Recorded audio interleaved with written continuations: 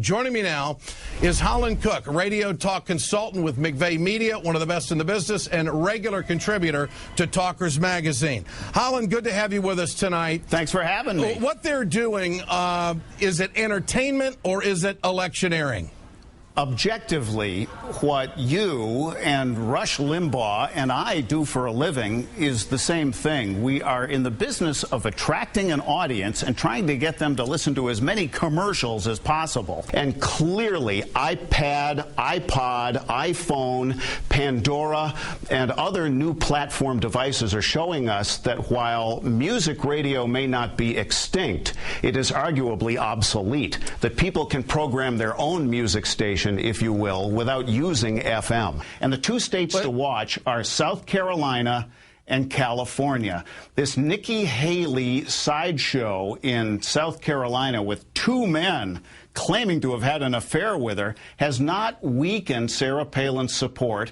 And in California, she's gone a little mavericky because she's backing Carly Fiorina, and the conservative establishment out there is with one of Fiorina's opponents. So we'll know a lot more in 24 hours about the clout of Sarah Palin. I love it when Glenn Beck does that voice that he just did, like he's about to recite from Edgar Allan Poe. But you're right about the local guys mocking the national guys. We've all made our career choices. I admit mine is a tad eccentric. I listen to radio for a living.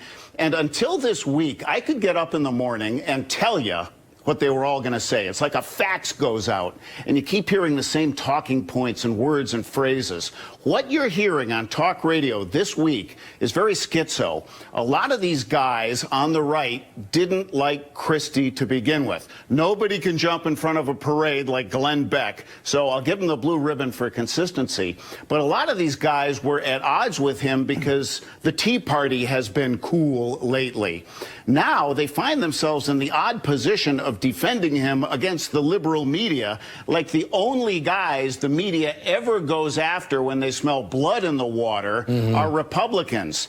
Anthony Weiner, Elliot Spitzer, Charlie Rangel. This flunky Drudge got famous on Monica Gate. Give me a break. Holland, isn't it about time for the GOP to call in a consultant and get it right? Doesn't this make the rebranding effort a little bit difficult at this point? As a professional media consultant myself, my heart goes out to Reince Priebus, who, to his credit, after the debacle in 2012, commissioned what was a very expensive nationwide perceptual research project and literally drew the roadmap to 2016. Unfortunately, Mr. Duck Dynasty and some of these other reverse snobs have employed the George Costanza strategy, which is do the opposite. Think about the math of what Robertson is saying. If the key to the election is Christian, there goes the Jewish vote. Listening to Ted Cruz, how awful is that? Everyone laughs, but where's the next joke? Joining me now, talk radio consultant and media consultant Holland Cooke. Holland, good to have you with us tonight. I don't want to date both of us, but what is the name of that old show where the announcer used to say, "Will the real Ted Cruz please stand up?" Please stand up. Ed, hello from Boston, home of your world champion Red Sox. And John Lackey got the win. But I laughed a minute ago when you mentioned Dr. Seuss because elsewhere in Massachusetts, Dr. Seuss and I share a birthplace, Springfield, Mass. And everybody there already thought Ted Cruz was a joker when he read Green Eggs and Ham during his Senate talkathon, because what he didn't realize when he was mouthing off is it's a story about if you try something, you might actually like it. When you lose all those big stations and you have to relocate, here's the problem. Radio listening is habit, and there are presets on the dashboard.